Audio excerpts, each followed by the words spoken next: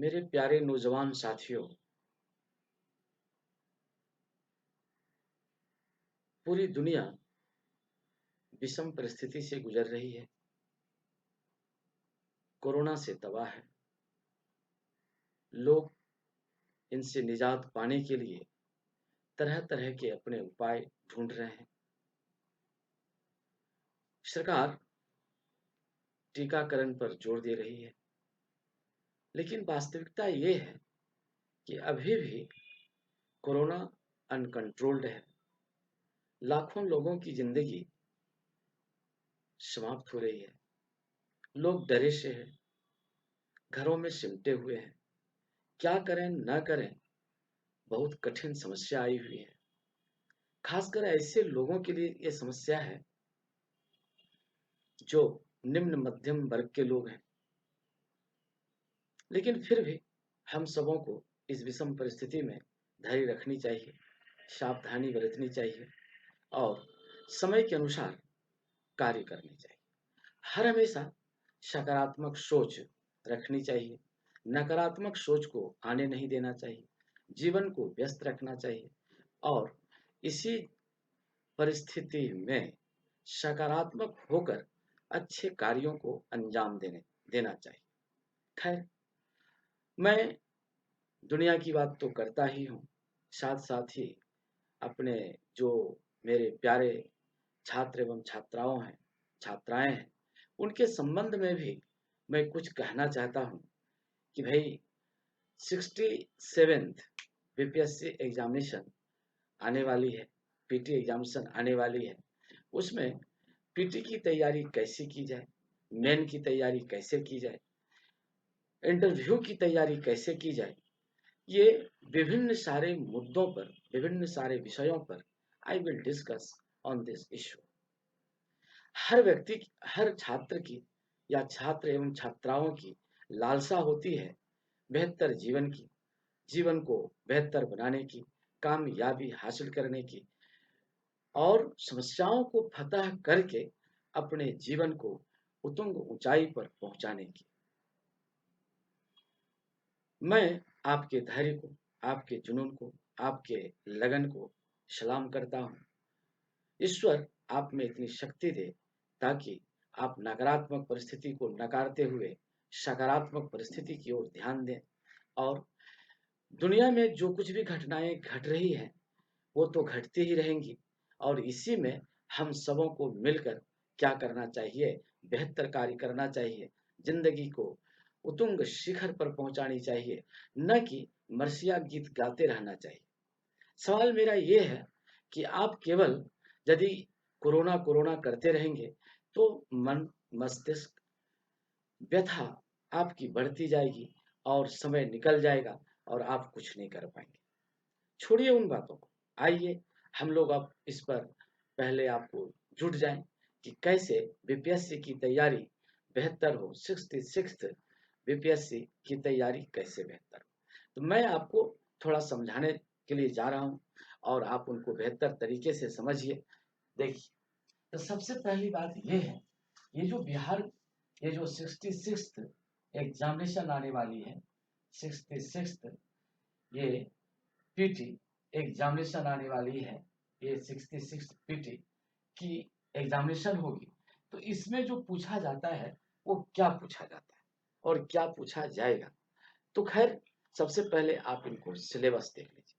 तो सबसे अहम भूमिका इसका ये है कि इसमें जीएस पूछे जाते हैं। इसमें जीएस से ये प्रश्न पूछे जाएंगे आपको, ये जीएस से प्रश्न पूछे जाएंगे। तो ये रियल में ये जीएस होता क्या है, आप इस बात को देखिए। ये जीएस क्या है, इस बात को आप देखिए। ये है जीएस, इसको हम लोग कहते हैं जीएस। तो जीएस का मतलब यहाँ पर है जनरल स्टडीज, सामान्य अध्ययन। कहने को तो ये सामान्य अध्ययन है, लेकिन वाकई यह असामान्य है, क्योंकि इसमें अनेकों सब्जेक्ट्स को पढ़ना पड़ता है और ये सब्जेक्ट क्या होता है, ये सब्जेक्ट ऑप्शनल सब्जेक्ट ही होता है। अब आप ही बतलाइए कि जब ऑप्शनल सब्जेक्ट होगा और अनेक सब्जेक्ट इसमें पढ़ने पड़ेंगे, तकरीबन 9 सब्जेक्ट इसमें पढ़ने पड़ेंगे, तो आपको लगेगा कि इसका सिलेबस कितना बृहत है, एक्सटेंसिव है। How can I read it, हम कैसे इसको कंप्लीट करेंगे, हम कैसे पढ़ेंगे।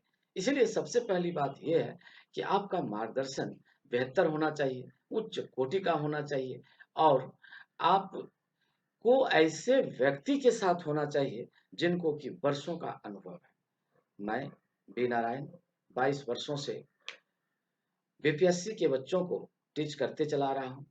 अनेकों हजारों छात्र, आज मेरे पढ़ाए हुए छात्र जगह जगह पर चयनित हुए हैं, वो अच्छे अच्छे पदों पर गए हैं, और मैं भी चाहता हूँ कि अभी जो बच्चे मेरे साथ जुड़े हुए हैं वो भी अच्छे जगह पर जाए। खैर, उन बातों को छोड़ दिया जाए। आप आइए देखिए कि कैसे सिलेबस को, कैसे जीएस को बांटा गया है, इसको बेहतर तरीके से आप देखिए। तो जीएस को क्या कर दिया गया है, ये दो भागों में बांट दिया गया है। इसको हम लोग लिखते हैं ट्रेडिशनल जीएस, ये लिखते हैं ट्रेडिशनल, इसको हम लोग लिखते हैं ट्रेडिशनल जीएस, ट्रेडिशनल, ये ट्रेडिशनल, ट्रेडिशनल।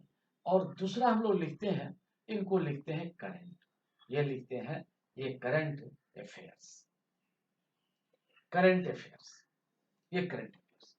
तो ट्रेडिशनल के अंतर्गत क्या आता है भाई, इसके अंतर्गत ये हिस्ट्री आएगा, और हिस्ट्री में जो हम लोग देखेंगे ये तीनों पार्ट देखेंगे। There are three parts of history. Number one is that ancient history, second is medieval history, and third is that is modern history. Second is that is Indian polity, that is Indian, that is Indian polity, Indian polity, Indian polity. Third is that is Indian economy, that is Indian economy, that is Indian economy. Fourth is that is geography, that is geography, and geography is divided into number one world geography, world geography, Indian geography, Indian geography, a plus map, plus map. And next is that is next is that is science, that is science, science. Science is divided into three parts. Science is divided into three parts.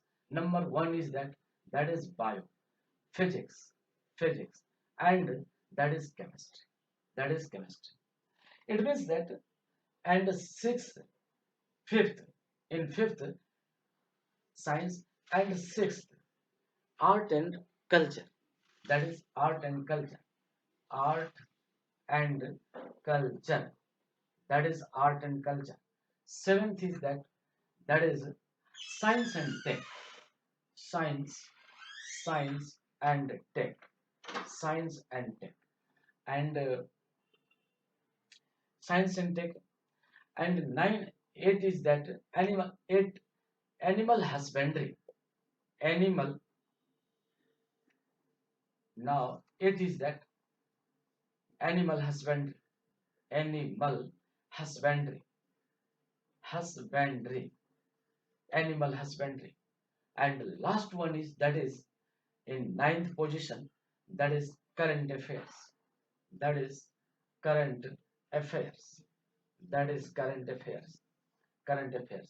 And especially you have to read in regard of Bihar, that is in 10th, that is Bihar, that is Bihar, that is Bihar. तो ये आपका जो syllabus है, ये GS का syllabus है, और GS में इतने सब्जेक्ट आप पढ़ेंगे। जब आप इतने सब्जेक्ट को पढ़ लोगे तभी आपका सफलता की कामना बेहतर की जा सकती है, आप सफल हो सकते हैं। इनका समग्र अध्ययन होना चाहिए। लोगों का कहना होता है कि भाई हम इम्पोर्टेंट बात पढ़ लेते हैं, लेकिन चूंकि ये परीक्षा है इसलिए ये बात कह देना कि ये इम्पोर्टेंट है और ये गैर इम्पोर्टेंट है, it is not accurate in my studies, in my opinion. तो मैं आपसे ये कहना चाहता हूं कि इसका पहले आप क्या करो, अध्ययन जो होना चाहिए वो कैसा होना चाहिए, इसका एक्सटेंसिव स्टडी होनी चाहिए। पहले इसका विस्तृत अध्ययन करिए, इसके बाद इसको आप क्या कर लीजिए, संक्षिप्त रूप में इनको आप कलेक्ट कर लीजिए। तो आइए मैं थोड़ा थोड़ा सरसरी निगाह से छोटे संक्षिप्त रूप में आपके सामने कुछ प्रेजेंट कर रहा हूं। आपको संभवतः मेरी बात बेहतर तरीके से समझ में आ जाएगी।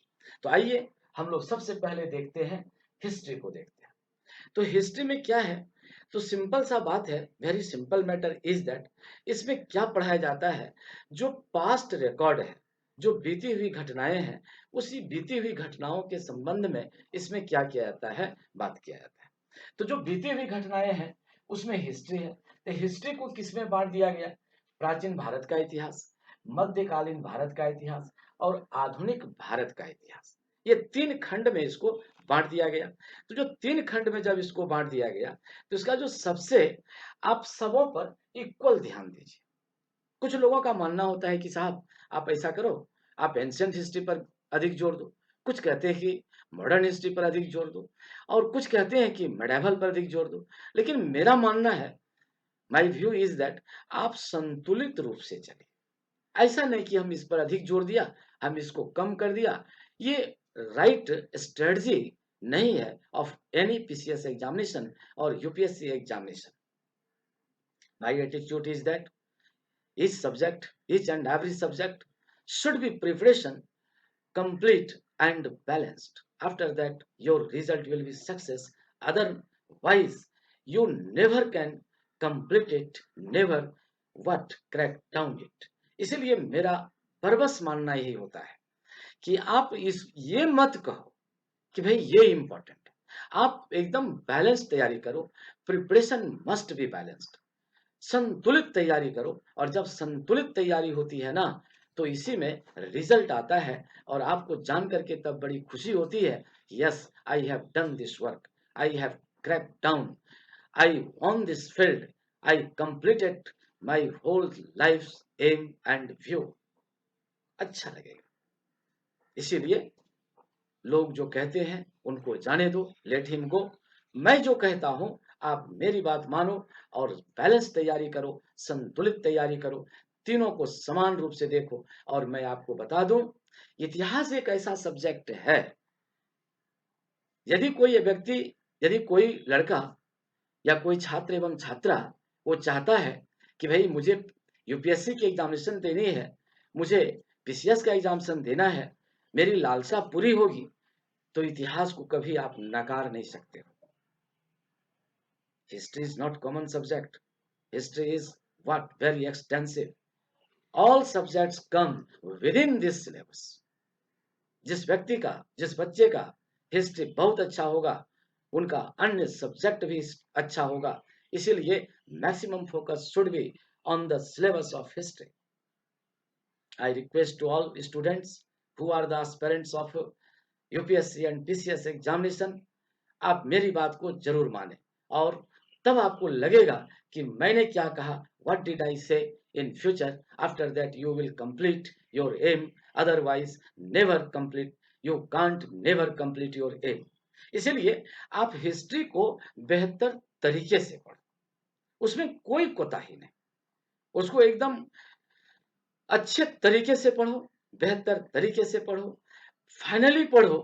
क्यों, मैं आपको भी बताने जा रहा हूं। देखिए, सबसे पहली बात यह है कि यदि आप यूपीएससी एग्जामिनेशन में बैठते हैं, तो मैक्सिमम क्वेश्चन यानी पीटी का जो क्वेश्चन इसमें आएगा वो 30 मार्क्स का आएगा।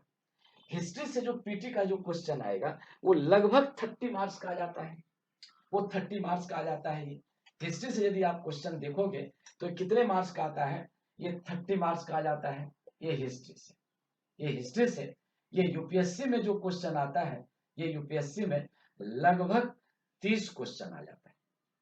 वो अलग बात है कि हर साल ये प्रश्नों की संख्या घटती बढ़ती रहती है, that is another matter, but I am giving you average data, लगभग 30 क्वेश्चन आएगा। और यही आप बीपीएससी में आप देखिएगा, ये बीपीएससी में देखिएगा, इसमें लगभग आपको 40 से 45 क्वेश्चन आता है। कभी कभी इसमें भी घटता है, कभी कभी 30 से 40 आता है। तो that is not meaning, meaning is that maximum question belongs history portions. इसलिए आप तीनों हिस्ट्री पर समान रूप से फोकस डालें, और तब आपका बेहतर ये भविष्य होगा, आप सफल प्रत्याशी जाने जाएंगे। तो हमने इतिहास के बारे में आपको समझा दिया।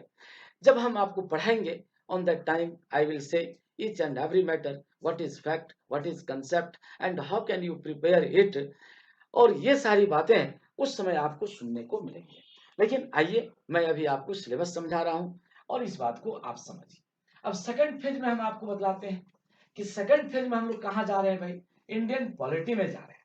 हम लोग कहां पहुंच रहे हैं, हम लोग पहुंच रहे हैं इंडियन पॉलिटी में पहुंच रहे हैं।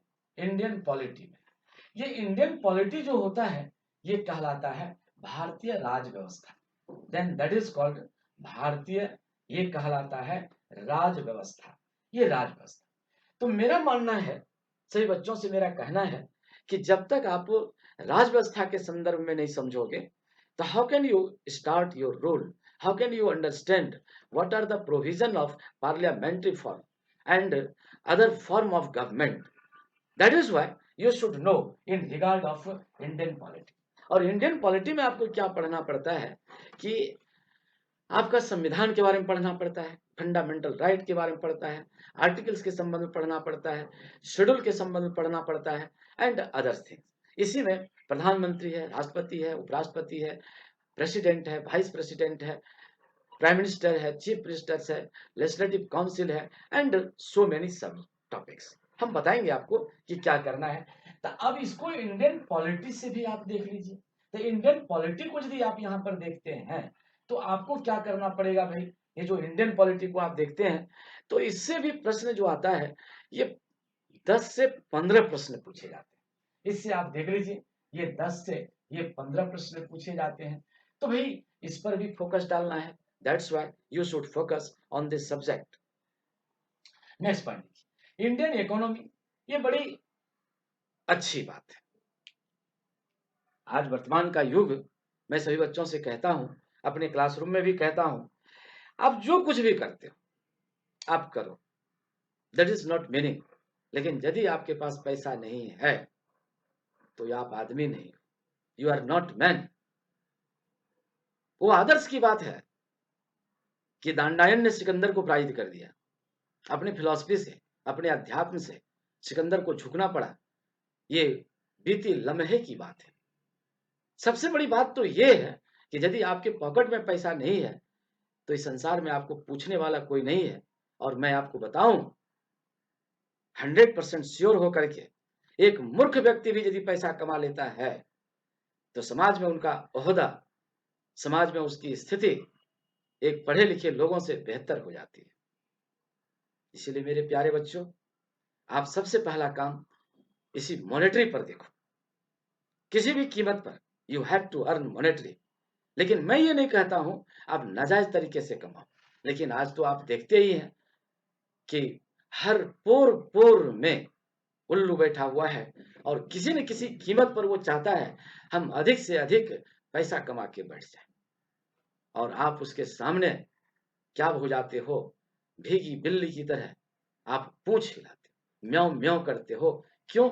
आपके पास पैसा नहीं है। चाहे आप जितना भी यूनिवर्सिटी की डिग्री ले लीजिए, यदि आपके पॉकेट में पैसा नहीं है तो फिर आप आदमी नहीं है, you are not man, not any importance of your life, your life will be very very crush, you can't get your symbol in society.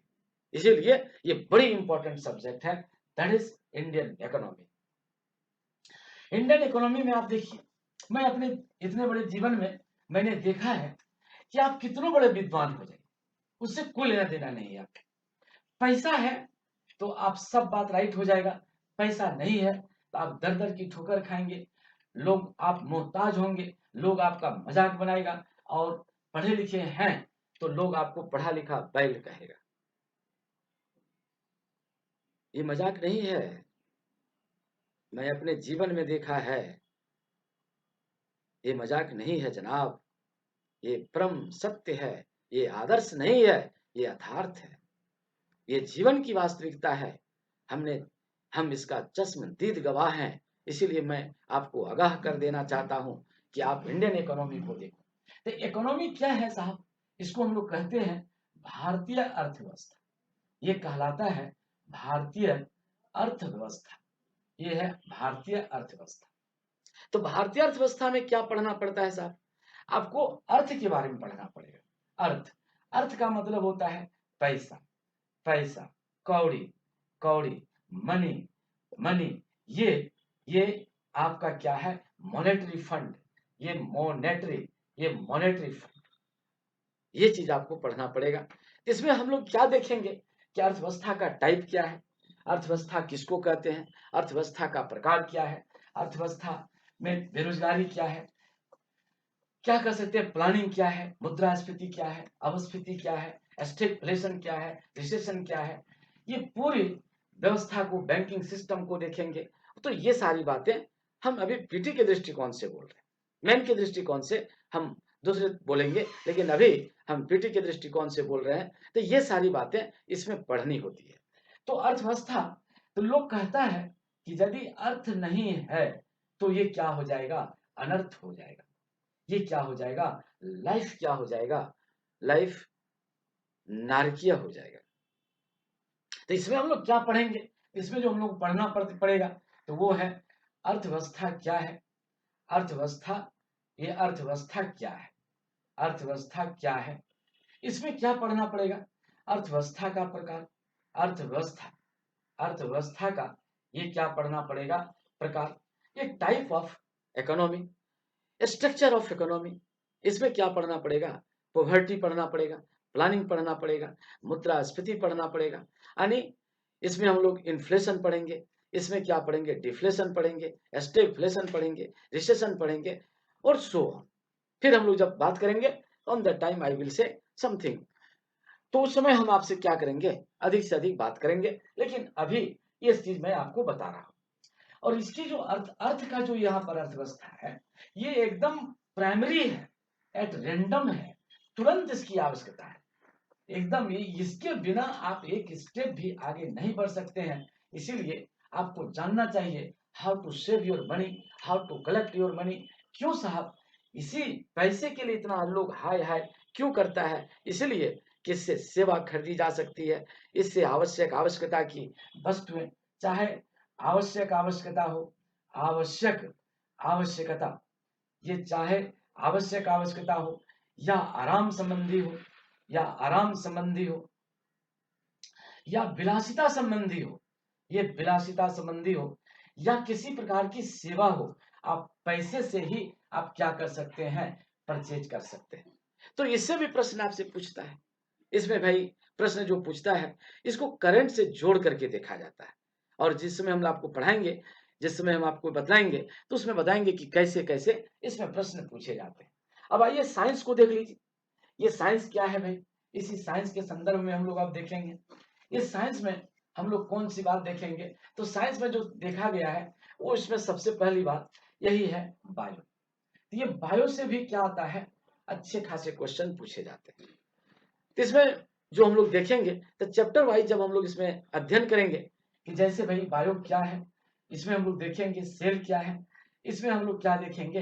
Tissue क्या है, ये टिश्यू क्या है, हम लोग देखेंगे पूरे तंत्र को, सिस्टम को हम लोग देखेंगे, ये पूरे, ये किसको देखेंगे? सिस्टम को देखेंगे। तो बायो से भी तकरीबन ये 5 से 10 क्वेश्चन पूछे जाते हैं। तो ये बायो को भी हमको देखना पड़ेगा। इसके बाद फिर हम लोग देखेंगे फिजिक्स से देखेंगे, ये फिजिक्स से देखेंगे। फिजिक्स से भी सामान्य क्वेश्चन पूछा जाता है। तो इसको देखने के बाद हम लोग आगे बढ़ेंगे। केमिस्ट्री उतना इंपॉर्टेंट नहीं है, लेकिन फिर भी हम इसको देखते चले जाएंगे। और मैं बार बार आपसे कह रहा हूं कि भाई आप इस बात को जानिए कि किसी भी सब्जेक्ट की जो तैयारी होनी चाहिए must be balanced, not unbalanced. ये तैयारी जो होनी चाहिए वो कैसे होनी चाहिए? बैलेंस तैयारी होनी चाहिए। अब हमको ये देखना है, आर्ट एंड कल्चर में हमको देखना है कि ये आर्ट एंड कल्चर में क्या पढ़ेंगे भाई। तो देखिए जीवन है, तो जीवन में हर आदमी क्या चाहता है? तो बिना कार्य का तो कुछ नहीं होगा, बिना कार्य का तो कुछ नहीं होगा। आर्ट एंड ये कल्चर है, आर्ट एंड कल्चर है। तो हर आदमी को तो कार्य करना पड़ेगा, चाहे कार्य की प्रकृति जो कुछ भी हो, कार्य का वर्किंग नेचर जो कुछ भी हो, that is another meaning, but you have to work, otherwise you can't survive your life. इसलिए मैं कर्मवादी हूं, कभी निराशा में नहीं जाता हूं, चाहे जितनी भी विपत्ति आ जाए मैं उसको हंस करके टाल देता हूं।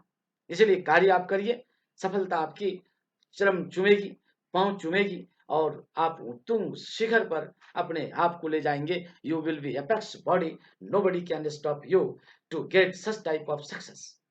देखिए, तो ये आर्ट एंड कल्चर में क्या है, हर आदमी क्या चाहता है, अपने जीवन में आनंद चाहता है। तो यही चीज आनंद, ठीक है, सारी सुविधाएं आपके पास हो गया, आपके पास क्या हो गया, यही भोजन सब कुछ मिल गया, लेकिन यही चीज मैं बोलूं, महावीर प्रसाद द्विवेदी ने लिखा है कि गेहूं और गुलाब। तो पहले जीवन का जो सबसे एसेंशियल चीज है दैट इज है गेहूं, ये दैट इज गेहूं। इसका मतलब यहां पर है कि जो जीवन जीने की आवश्यकता है, important, essential, needs to survive your life, that is wheat। यानी उसी को आप लेके चल सकते हैं, लेकिन इसके बाद केवल खाने की बात कौन करता है, केवल खाने की बात पशु करता है, लेकिन मानव तो कभी नहीं चाहता है। तो इसी के बाद मानव को क्या चाहिए, आनंद चाहिए। थोड़ी बात क्या चाहिए, मानव के जीवन में फिर क्या चाहिए, ये आनंद चाहिए। इसीलिए यहाँ पर कौन शब्द का प्रयोग किया गया है, गुलाब। तो इसमें हमको पढ़ना क्या होगा, पहले आर्ट और कल्चर को पढ़ना होगा, इसमें मंदिर के बारे में पढ़ना होगा, इसके बारे में नृत्य के बारे में पढ़ना होगा, शास्त्रीय संगीत के बारे में पढ़ना होगा। तो इस प्रकार से इससे भी प्रश्न पूछे जाते हैं, इससे बराबर 4-5 प्रश्न पूछे जाते हैं। कुछ लोगों का मानना है कि भाई ये हिस्ट्री का ही अंग है, वाकई ये हिस्ट्री का ही अंग है, लेकिन यदि हम सेपरेट करके इसको पढ़ लें तो मेरी तैयारी बेहतर होगी। और आप तो जानते ही हो, वर्गीकरण, किसी भी चीज को क्लासिफाई करना, ये वर्गीकरण किसका संकेत है, ये संकेत है किसका, ये संकेत है विज्ञान का, ये संकेत है सफलता का, ये संकेत है गुणवत्तापूर्ण विचार का। तो हम लोग क्यों नहीं गुणवत्तापूर्ण बात करें। इसके बाद क्या दिया जाता है, साइंस एंड टेक दिया जाता है। ये है साइंस, साइंस एंड टेक, ये साइंस एंड टेक, ये दोनों। साइंस के साथ क्या जोड़ दिया जाता है, टेक्नोलॉजी। साइंस में यदि, विज्ञान में यदि तकनीकी जोड़ दे तो विज्ञान की सुंदरता बढ़ जाती है, उसमें सुगंध आ जाता है और देश आगे बढ़ जाता है। जैसे मैं एक बहुत सुंदर एग्जांपल दूं आपको, very beautiful example before you, कि आप देखिए, मान लेते कोई व्यक्ति है, कोई लड़का है, वो एमएससी किया है, ठीक बात है, लेकिन यदि कोई एमटेक कर ले तो ज्यादा वैल्यू किसका दिया जाता है, एमएससी वाले को या एमटेक वाले को, एमटेक वाले को, ऑफ कोर्स। क्यों भाई, वो साइंस के साथ वो टेक्नोलॉजी को जानता है, और जब साइंस के साथ टेक्नोलॉजी जान जाए तो जीवन क्या हो जाता है, सुगम हो जाता है, सरल हो जाता है, व्यवस्थाएं बड़ी आसानी से बढ़ने लगती है, लोग मानने लगते हैं कि नहीं साहब इसके पास टेक्नोलॉजी है। आज यदि जापान आगे बढ़ा है, यूएसए आगे बढ़ा है, चाइना आगे बढ़ा है, तो विज्ञान के साथ साथ उनके पास क्या है, टेक्नोलॉजी है। भारत यदि पीछे रह गया है, इसका मतलब है absence of technology, less technology किसके पास है, इंडियन के पास है, इसीलिए भारत आज पिछड़ा रह गया है। इसलिए हम लोग यहाँ पर देखते हैं कि टेक्नोलॉजी की बड़ी आवश्यकता है, और यही कारण है कि नई शिक्षा नीति में टेक्नोलॉजी पर विशेष विशेष जोर दिया गया है। क्यों साहब, ये व्यवहारिक है, इससे प्राप्त करके आप आसानी से अपनी जिंदगी को बेहतर बना सकते हैं, आप किसी का मोहताज नहीं रह सकते हैं, इसलिए यहाँ पर भी हमको देखना होगा। अच्छा, अब आगे आइए, अब हम यहाँ पर आगे चलते हैं कि साइंस एंड टेक के बाद चलता है एनिमल हस्बेंड्री चलता है। तो ये एनिमल हस्बेंड्री में क्या पढ़ना पड़ता है भाई, ये जो एनिमल हस्बेंड्री है, एनिमल हस्बेंड्री, ये एनिमल हस्बेंड्री, तो एनिमल हस्बेंड्री में हमको देखना पड़ेगा पशुपालन के बारे। ये जो पशुपालन है, ये पशुपालन, ये पशुपालन, डोमेस्टिकेशन, यहां पर देखना होगा कि पशु कैसे मानव को साथ देते हैं, ये पशु कैसे मानव के साथ है, कैसे ये क्या है, मानव के साथ है। यानी पशु के द्वारा मानव की अर्थव्यवस्था में, पशु पशु का मानव की अर्थव्यवस्था में क्या योगदान है, इसमें हम लोग देखेंगे डिफरेंट टाइप के नस्ल को देखेंगे, जैसे गाय के नस्ल को देखेंगे, भैंस के नस्ल को देखेंगे, और इससे जो उत्पाद है, उत्पाद प्रोडक्ट जो है, वो प्रोडक्ट कहाँ तक भारतीय अर्थव्यवस्था में अपना अहम रोल अदा कर रहा है। इसीलिए यह भी बहुत जरूरी होता है, इससे भी 2-4 प्रश्न हमेशा पूछे जाते हैं। That's why this topic is also very necessary for everybody. अब देखिए करंट में हम लोग करंट को एकदम इग्नोर नहीं करना है। करंट को यदि हम अपना इग्नोर करेंगे तब कभी भी हमको सफलता ये नहीं मिलेगी। कहा है करंट को इग्नोर कभी भी मत करिए। करंट को इग्नोर करने से ये क्या हो जाएगा, आपकी सफलता धूमिल हो जाएगी। और करंट में इसको एज ए ऑप्शनल सब्जेक्ट पढ़िए। ये जो करंट अफेयर्स है, ये जो करंट अफेयर्स है, करंट अफेयर्स, इसको एकदम as a optional subject, as a optional subject पढ़िए। कहा है कोई भी एग्जामिनेशन जाइए, may be any examination, either UPSC और पीसीएस, इसमें बहुत सारे प्रश्न इससे पूछे जाते हैं। 30 से 40 प्रश्न पूछे जाते हैं, 25 से 30 प्रश्न पूछे जाते हैं, और ये सिचुएशन बदलता है। मैंने पहले भी कहा है, already I have said you, situation will be change. ये कोई हार्ड एंड फास्ट रूल नहीं है कि साहब इतना ही क्वेश्चन आएगा, लेकिन इन दिनों, इन दिस डे, इंपॉर्टेंस क्या हो गया, इसका इंक्रीज कर गया। करंट अफेयर्स का इंपॉर्टेंस काफी इंक्रीज कर गया है। इसीलिए आप हमेशा इस पर क्या करिए, ध्यान दीजिए। तो ये आपको पीटी में भी काम करेगा, और ये किस में काम करेगा, ये मेंस में भी काम करेगा, और फिर ये ओरल में भी काम करेगा। एक आदत बन जाएगी, इसलिए ये बहुत इंपॉर्टेंट बात है। तो अगला पोर्शन हम लोग चलते हैं। अब हम लोग देखते हैं बिहार। तो चूंकि ये पीसीएस एग्जामिनेशन की यदि आप तैयारी करते हैं, मान लेते कोई लड़का है, वो यदि तैयारी कर रहा है, बीपीएससी की कर रहा है, यूपीपीएससी की कर रहा है, मान लीजिए कि एमपीपीएससी का कर रहा है, एमपीपीएससी का कर रहा है, यूपीपीएससी का कर रहा है, यूपीपीएससी का, बीपीएससी का, तो जेपीएससी का, तो जो हो ये जेपीएससी का, तो इससे क्या होता है, क्षेत्रीय चीजों पर, इस पर विशेष ध्यान देना पड़ता है। क्षेत्रीय चीज पर क्या देना पड़ता है, ये विशेष ध्यान देना पड़ता है। इसीलिए पीसीएस एग्जामिनेशन में, इसलिए पीसीएस एग्जामिनेशन में ये क्या पूछा जाता है, वहां का जो रीजनल है, क्षेत्रीय चीज है, उस पर विशेष फोकस डाला जाता है। क्यों साहब, आप वहां के क्षेत्रीय स्तर पर ही आपको काम करना पड़ेगा, ताकि आप उनके रस्म को, रिवाज को, रीति रिवाज को, कस्टम को समझें, वहां के लोगों से रूबरू होवें, तभी जाकर के वहां के लोग आपको बेहतर समझेंगे, आप सफल ब्यूरोक्रेट्स बनेंगे, सफल आप क्या हो सकते हैं, प्रतिबद्ध नौकरशाह के रूप में आप सफलता आपको मिलेगी। तो इस प्रकार से हमने आपको आज ये समझाया कि जीएस में क्या क्या पढ़ना पड़ता है, और इसी के आधार पर आप अपनी जीएस को तैयारी करिए, तो ये बेहतर होगा। अब मैं आपको अगले कड़ी में बतलाता हूं कि जब कभी कोई भी व्यक्ति हो यदि बीपीएससी की तैयारी करता है, तो उसको तैयारी कैसे करनी चाहिए। तो इन्हीं शब्दों के साथ मैं आज आपसे विदा लेता हूं, और मैं चाहता हूं आप बेहतर बने रहें, आप पॉजिटिव रहें, आप घर से बाहर न निकलें, अपना जो कोरोना का नियम है उसका आप पालन करें, और स्वस्थ सुंदर बने रहें। धन्यवाद।